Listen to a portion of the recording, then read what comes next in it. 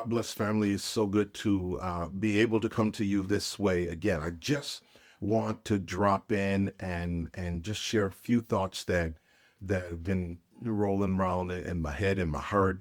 And I thought, well, hey, let's record it. Let's share it. It's I think it'll be beneficial. Here we are. We're about I don't know what the exact date is, the 12th or 11th or 12th or 13th of January, whatever, week and a half or so into the new year. And I know many of us, there's so many of us who resolve things for the new year. We make promises to ourselves, we make promises to others about things we're going to do, things we're going to begin, things we're going to stop doing. The whole gamut. You know the drill. It runs the whole gamut. Um, and my concern there, as I have experienced it, the bigger the thing resolved, the harder it is to sustain it. The larger the resolution, the bigger the change, the bigger the deal, the harder it is to sustain that thing. And so I just want to give you a short list of some things that we can work on changing at an incremental rate, at an incremental pace that will, in the long run, pay huge dividends. Okay, and I know that I was able to go to the gym. I'm going to go to the gym 3 times a week. Just start by saying tomorrow I'm going to the gym. you know, because once you get there once, it's a little easier to go the second time and a little easier to go the third time, or whatever it is you're resolving to do. Instead of thinking huge, big scale, narrow that thing down, make it smaller, make it doable. Making it smaller not only makes it doable, but it makes it sustainable. So I want to give you some areas um, that we can attack this in, and they're not areas that you think. You know, hear me. Just hear me out. And they all begin with the letter M. I love alliteration. Alliteration helps me remember.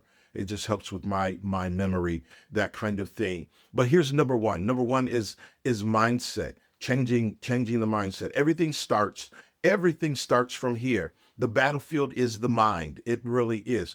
Everything starts from the mind. Most people spend years thinking success is for other people. Success is really for anybody who wants it. My caveat as it relates to success is you have to be careful whose definition of success you're using.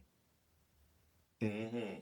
You got to be careful of that. But the moment you realize that mindset, your own mindset, is the lock keeping you trapped, then you can begin to find the right key to loose yourself and go and grow and expand and evolve and go further. Uh, everything changes in the face of unfavorable circumstances when we stop asking why me.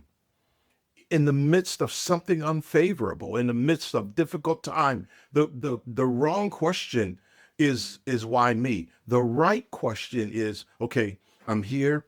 What can I learn from being here? Right? What can I learn from being here? Yes, I got to figure out how to navigate this. Um, but as I navigate this, as I figure that out, what can I learn from this? What are going to be my takeaways? Right? What is it that I'm going to take from this instance, this circumstance, this situation that's going to help me to be better? Your mind is either your prison or your launch pad. You get to choose.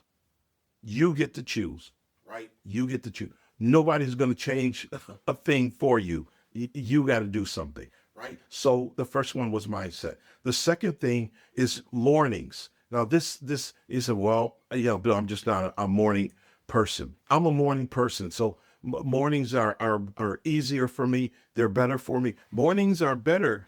When you wake up, you say, "Oh, I got another day." Thank you, Jesus. Right there, that ought to set your morning on a whole new track. You're not listening to me. That ought to change everything. When you wake up and you, Lord, you have graced me. You have given me another day, and I want to use it to fulfill your plans and your purposes for my life. I want to use it to bring you glory. So if you win the morning, you win the day. That's how I look at it. If you win the morning, you win the day. My mom was a morning person, and you could not, forgive the double negative, you could not be a morning person around my mom. You gonna have a problem if you want a morning person. But if you win the morning, you win the day. I hold to that. Hitting snooze 5 times, and then once you're done snoozing, then you pick up your phone and you start scrolling social media before you get up. Your day will feel as chaotic as it started, because there is no telling what kind of nonsense you are going to encounter on social media. And yes, I said that, right? Not afraid, not scared of you, or you. There's no telling. There is a better way to win your morning, right? Than starting it with a whole lot of nonsense. He did say that, didn't he? Yes. Okay.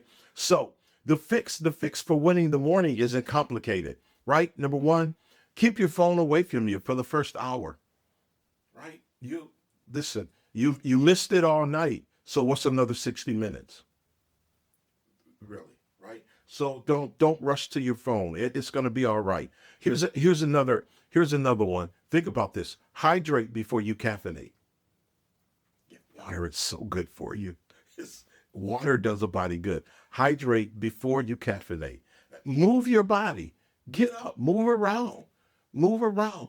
My space in the house where I have my quiet time in the morning with the Lord, whether I'm reading or just meditating or just sitting and just sitting in the presence of the Lord, it is downstairs. So I have to get up and I have to walk through my house and then walk down the stairs into the basement, and then I walk around down here a little bit before move. If you don't move it, more than likely you're gonna lose it. Move your body. And then remember, you don't need a 5 a.m. routine. You really don't. You need a consistent routine, right? But I can't get up at 5 a.m. Don't who said anything about getting up at 5 a.m. Right? Again, don't start something that you can't sustain. You need something that you can be consistent at. Are you good? All right. Number 3 is money. Yep, money. We got to talk about money. It's the new year. We would be remiss if we don't talk about money. You've got to talk about money. You can't avoid this one forever. You cannot. Here's some simple things as it relates to money. Number 1, track what comes in and track what goes out. And you'd be surprised. Seriously, just start there. If you want to make a huge difference in your personal finances, I guarantee if you do that, that'll be huge for you. Track what comes in, track what goes out. Right. Secondly, and this is, in my estimation, humbly submitted, even more important than number 1. Give back to God what belongs to Him.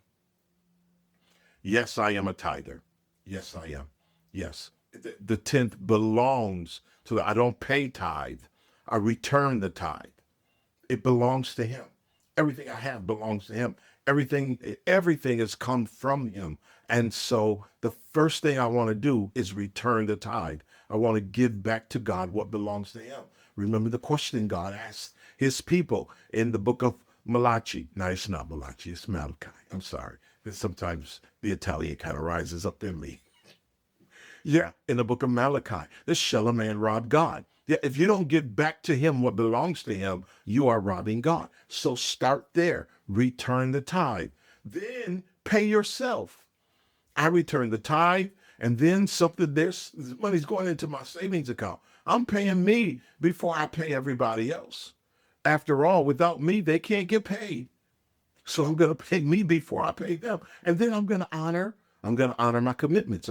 If I have debts, I'm going to honor my debts. I'm going to pay what I owe. That we're talking about financial health here. In a week and a half into the new year, I'm telling you, if you begin to do these things, even incrementally, it will set the entirety of your life on another trajectory, right? Stop saying, I'm just bad with money. Stop saying that. What you need is a commitment to financial discipline. Now, I'm just bad with money. No, you're just undisciplined. Yeah, I'm saying that to you. Get out your feelings, right? Get out of your feelings and come on, get with the program. It's not that you're just bad with money, you lack discipline, right? And without discipline, you discipline is what helps build dreams, right? It's undisciplined activities. Those are dream killers. Okay. So you got to be careful there. Remember, you must be willing to disrupt the present in order to change the future. You must be willing to disrupt the present in order to change the future. You can wish and hope and dream from now until the cows come home. If you don't do anything any differently, you will keep getting what you have always gotten. And that is the truth. Financial stress kills dreams faster than anything else. Number 4, movement. I got to bring our time to a close. Movement. Your body keeps score. The less you move, your body will let you know that, right? Depression, anxiety, brain fog. Sometimes it's not all in your head. Sometimes it's in your body, and it's from a lack of movement. Sometimes you just haven't moved in days, and if you feel it, what you don't use, you lose, right? Muscles are always growing. They're growing stronger by activity or weaker by inactivity, but they are just like faith. It's always growing, stronger or weaker, depending upon what you do, right? 20 minutes of walking clears your head better than 2 hours of overthinking. A strength training teaches you that you are capable of hard things. Rest days are part of the plan. A rest day is not a weakness, it's part of the plan. God said you need a Sabbath. You need a rest day. And not only do you need a rest day, then you need a sabbatical, right? A time period in the year that is anywhere from 1 month to 6 months, where you withdraw, you disengage for the purpose of revival, revitalization, renewal, restoration. Whoa, there's a whole teaching on that. We don't have time. And then sitting, being seated. I'm sitting. I have to sit when I do stuff like this, because I'm kinetic by nature, and the more I move, the more I process, the faster I think, and then the more I'll talk. So I sit myself down so I can't, like, because I will. Sitting, actually being seated, it's like the new smoking. Yeah, little bit at a time, it'll wear you out. It'll do a number on you. Don't let your body pay the price because you simply won't get up and move. Okay. Number 5, meals. This is a big one. Meals. You cannot out hustle a bad diet. You okay? You can't out hustle a bad diet. Skipping breakfast, crushing energy drinks, and then you wonder why you crash at 2 p.m. There's a reason, right? Food is information for your body. It's not just nutrition and nourishment for your body, but it's information for your body. Protein equals stable energy. Sugar is a spike and then a crash. Water literally, everything functions better. The more water you drink, the better your body will function. You don't need a perfect diet. Again, you need a sustainable one. You need to be consistent in your diet. Okay, number 6. Did I say there were 7 things? I think I said it was 7 things. But number 6, in the words of the old preacher, I'm closing. Okay. And if you believe that, no, I really am. Number 6, mentors, right? My mom would say all the time, especially when I was in high school, she called me Billy. She would say, Billy, show me your friends, I'll show you your future. Show me your friends, I'll show you your future, right? You need mentors. You show me your circle and I'll show you your future. Show me your circle and I'll show you your future. The fastest way to level up. It's to learn from people who are farther ahead than you. They are where you want to be. That's who you need to be with. That's who you need to lean into. You need to pick their mind. You need to, hey, what worked, what didn't work. Those are the people you need to engage. And this doesn't mean like expensive coaches and that kind of thing. And I'm not against coaching. I think coaching is a wonderful thing. It is self-guide. It is a guided self-discovery, right? Because the primary premise of a coach is to ask questions that if I'm being called coach, my coach will ask me questions, deep questions that I answer that will bring me to self-discovery. Do you understand? It's different than mentoring. When mentoring and tutoring, the mentor and the tutor does most of the talking. In coaching, the person who's being coached does most of the talking. Are you good? You all right? Okay, yeah. So I'm not against coaching. I'm not against coach. Some of us absolutely, we need a coach. But this could buy books from people who've done what you're trying to do, right? There are tons of podcasts out there, good ones, not the rigmarole, the good ones, right? So on your commute, you can listen to a podcast. Conversations with someone, as I stated, who's already been there and done that. Now, there are a lot of people who will tell you how to do it or suggest to you how to do it while having never done it themselves. Let me just help you. Watch out for them, right? Because you telling me to do something you have no point of reference for. You haven't proof text what you want me to buy into. Mm-hmm. Yeah, everybody has an opinion, and that's great. You can have that, and you can express it, but don't you expect me to be married to it? Okay, okay. Yeah. Listen, I read a statement that said this: you are the average of the 5 people you spend the most time with. You are the average of the 5 people you spend the most time with. True or not? I'm not sure. Food for thought. Food for thought. You better think through that. Yeah. So choose your circle with intentionality. Choose it with wisdom. Yeah. And then lastly, it is mission, right? Without purpose, you're just busy. Without purpose, you're just busy. And busyness does not automatically equate to productivity. Yeah. Without purpose, you're just busy. Here's the difference. Busy equals checking boxes. Being missional means I'm building towards something. In the easiest way to understand the dynamic of vision and mission. Vision is what I want to see done in the future. It's the change I want to see that happens in the future. Mission is what I do in the present to get there, right? Mission is what I do in the present to see the manifestation of the vision, right?